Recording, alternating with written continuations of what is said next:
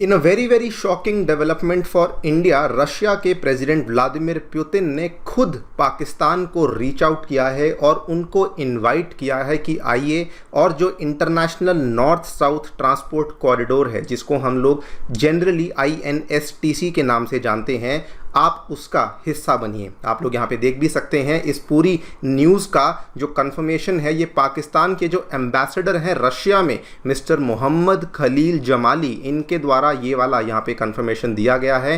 And in fact Pakistan ने Russia के इस न्योते को खुशी खुशी एक्सेप्ट भी कर लिया है। आप लोग यहाँ पे देख सकेंगे, ये वाली खबर जो है रिसेंटली सामने आई है। Pakistan is now going to join the international north south transport corridor. ये ऑलमोस्ट ऑफिशियल हो चुका है कि अब INSTC का हिस्सा पाकिस्तान भी बनने वाला है। और ये इंडिया के लिए स्पेसिफिकली बहुत ज़्यादा शॉकिंग बन जाता है दोस्तों, बिकॉज ये वाला जो ट्रांसपोर्ट कॉरिडोर है, ये स्पेसिफिकली इंडिया, ईरान और रशिया के द्वारा मिलकर के आज से कुछ साल पहले इस कॉरिडोर की स्थापना करी गई थी। और ये इंडिया का ही ब्रेन चाइल्ड था, जिसके चलते हम लोग रशिया और यूरोप के साथ अपनी कनेक्टिविटी को बेटर करना चाहते थे।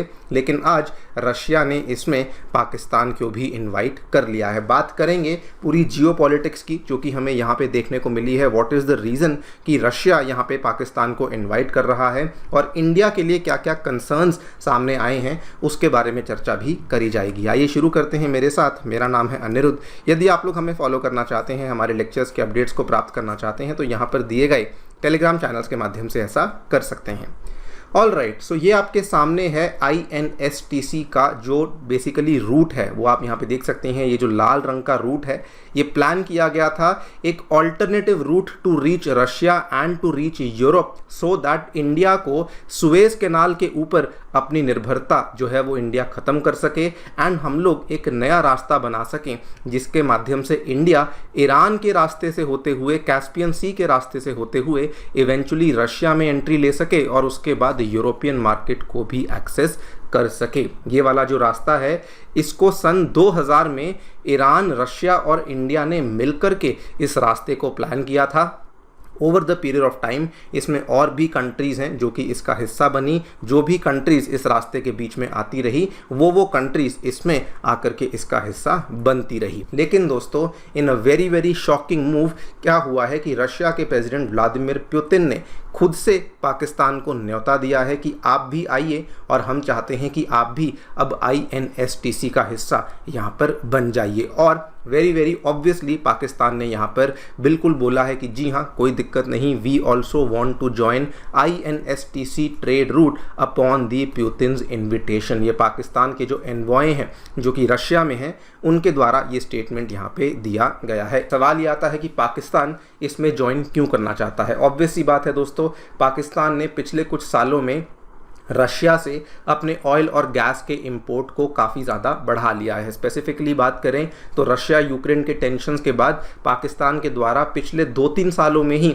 बिल्कुल इंडिया की तरह रशिया से भारी मात्रा में ऑयल और गैस का जो आयात है उसको शुरू कर दिया है। अगर एक नया रास्ता बन जाएगा, अगर एक ऑल्टरनेटिव रास्ता यहाँ पर बन जाएगा, तो ऑब्वियसली पाकिस्तान की जो एनर्जी रिक्वायरमेंट्स हैं उसके लिए पाकिस्तान को काफ़ी ज़्यादा हेल्प मिल जाएगी। इतना ही नहीं, भारत की ही तरह पाकिस्तान को भी यहाँ पर सुएज कैनाल का एक बहुत बड़ा ऑल्टरनेटिव मिल जाएगा, अगर पाकिस्तान को लिंकेज यूरोप के साथ करनी है या फिर पाकिस्तान को लिंकेज रशिया के साथ करनी है। यहाँ पर देखिए, आज की घड़ी में पाकिस्तान के जो अरेबियन सी में जो भी बंदरगाह हैं, वहाँ से सामान निकलता है और उसके बाद वही सामान यहाँ से रेड सी के थ्रू होते हुए, सुएज कैनाल के थ्रू होते हुए, मेडिटरेनियन सी के थ्रू होते हुए इवेंचुअली यूरोप में एंट्री लेता है। लेकिन अगर आज पाकिस्तान इसी INSTC का हिस्सा बन जाता है, तो एक तरीके से पाकिस्तान भी अब डायरेक्टली रशिया को और डायरेक्टली यूरोप को सुएज कैनाल के ऊपर निर्भर होते बगैर ही डायरेक्टली रशिया और यूरोप को एक्सेस कर पाएगा।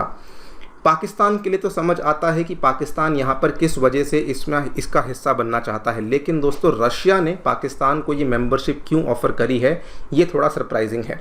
तो रशिया के यहाँ पर कुल मिला के 2 बड़े कारण हैं। पहला कारण तो इकोनॉमिक एंगल है, चूँकि रशिया के जो ट्रेडिशनल मार्केट्स थे, प्राइमरीली रशिया अपना ऑयल और गैस आमतौर पे यूरोपियन यूनियन की मार्केट्स में ही सेल करता था। लेकिन पिछले 2-2.5 सालों से जब से सैंक्शंस लगते जा रहे हैं, रशिया अपनी उन मार्केट्स को लूज आउट करता जा रहा है। तो एक कारण तो ये है कि रशिया बेसिकली अपना ऑयल और गैस का जो मार्केट है उसको बनाना चाहता है, लेकिन जो बड़ा कारण है वो ये है कि रशिया यूएसए के जियोपॉलिटिकल क्लाउड को काउंटर करने के लिए, यूएसए का जो इन्फ्लुएंस है इस क्षेत्र में उसको काउंटर करने के लिए पाकिस्तान को इतना जो टेम्पटिंग ऑफर है वो यहाँ पर दिया जा रहा है। अमेरिका और पाकिस्तान की दोस्ती हम सभी जानते हैं, कितने लंबे टाइम से इनकी फ्रेंडशिप चलती आई है। डिफेंस के क्षेत्र में हो, इवन इकोनॉमी के क्षेत्र में हो, तो यूएसए ने कई बार पाकिस्तान की हेल्प करी है।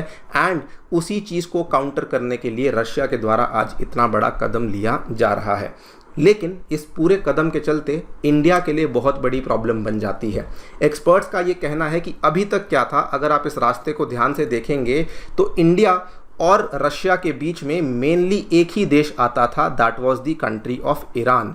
लेकिन एक्सपर्ट्स का ये कहना है कि अगर अब पाकिस्तान भी इस INSTC का हिस्सा बन जाएगा तो अब पाकिस्तान भी इसमें इंडिया के लिए बीच में आकर के एक अड़चन की तरह खड़ा हो सकता है। आज तो मान लीजिए पाकिस्तान भारत को यहाँ पर तंग नहीं करेगा, लेकिन कल को मान लीजिए किसी प्रकार का तनाव होता है तो उस केस में पाकिस्तान यहाँ पर इंडिया के खिलाफ इस लेवरेज का इस्तेमाल कर सकता है और वहीं पे भारत के लिए प्रॉब्लम्स शुरू हो सकती हैं। एग्जैक्टली रास्ता क्या है, कैसे पाकिस्तान INSTC का हिस्सा बनेगा, इसकी क्लैरिटी नहीं है और इसीलिए क्लियरली नहीं बता सकते हैं कि एग्जैक्टली इसका इम्पैक्ट इंडिया के ऊपर क्या आएगा।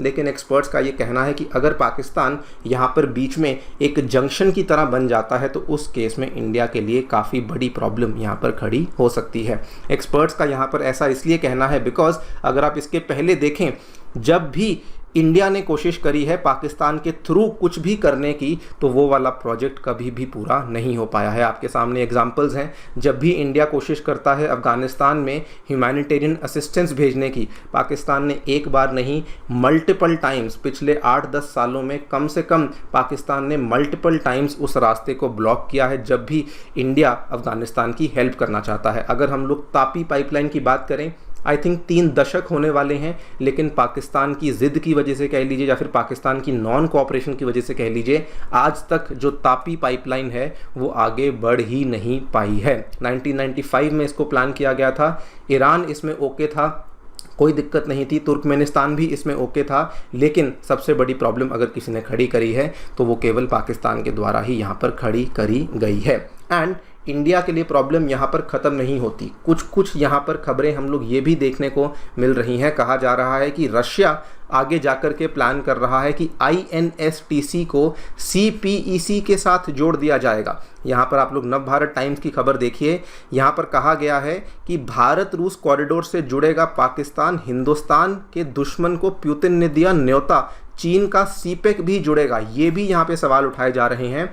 एंड इस चीज़ को लेकर अगेन कोई प्रॉपर ऑफिशियल हमें स्टेटमेंट देखने को नहीं मिला, लेकिन कहा जा रहा है कि देयर इज़ अ पॉसिबिलिटी कि पाकिस्तान का जो ग्वादार है इसको चाबहार के साथ जोड़ दिया जाएगा, सो दैट इन दोनों पोर्ट्स को लिंक होते हुए जो CPEC और INSTC है वो भी यहाँ पर आपस में लिंक हो सकें।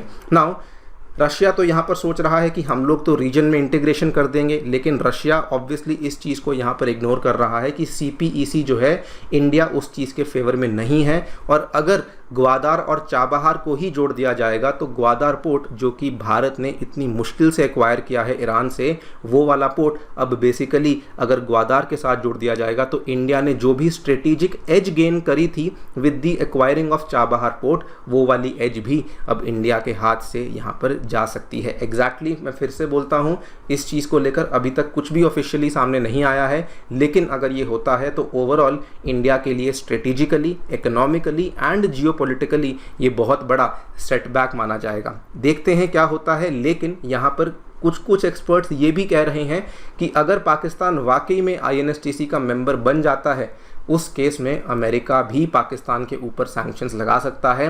And it also remains to see कि एग्जैक्टली इंडिया का इस चीज़ के ऊपर क्या रिएक्शन होगा। बिकॉज INSTC का अगर आप पूरा का पूरा बेस देखें तो उसको इंडिया, रशिया और ईरान ने ही मिलकर के बनाया था और इंडिया का ऑफिशियल रिएक्शन अभी तक इस खबर को लेकर सामने नहीं आया है। देखते हैं दोस्तों क्या होता है। बाकी आप लोग क्या सोचते हैं हमें डेफिनेटली बताएं कमेंट सेक्शन में। जाने से पहले बताना चाहूँगा 2023 के एग्जामिनेशन में दोस्तों अनअकैडमी के लर्नर्स के द्वारा बहुत ही शानदार परफॉर्मेंस करके दिखाया गया है। टॉप 10 में 4 एंड पूरी लिस्ट में 300 से भी अधिक लर्नर्स अनअकैडमी के साथ जुड़कर अपनी तैयारी को कर रहे थे। हमने आपके लिए भी अपने सेंटर्स नई दिल्ली के करोल बाग, नई दिल्ली के मुखर्जी नगर और उत्तर प्रदेश के प्रयागराज में ओपन कर दिए हैं, जहां पर GS कोर्सेज के साथ साथ अब करोल बाग सेंटर में हम लोग आपके लिए ऑप्शनल कोर्सेज को भी लेकर आ चुके हैं। आप चाहते हैं तो इन कोर्सेज में एनरोल कर सकते हैं, क्योंकि हम लोग GS के साथ साथ CSAT, essay writing, current affairs coverage, साथ में टेस्ट सीरीज, एजुकेटर इंटरेक्शन, ये सभी सेवाएं भी आपके लिए अवेलेबल करवा रहे हैं। कोई भी डाउट है सेंटर को विजिट कर सकते हैं या फिर नीचे दिए गए फ़ोन नंबर्स पर आप लोग फ़ोन भी कर सकते हैं। Thank you so much for listening. Stay tuned and stay safe.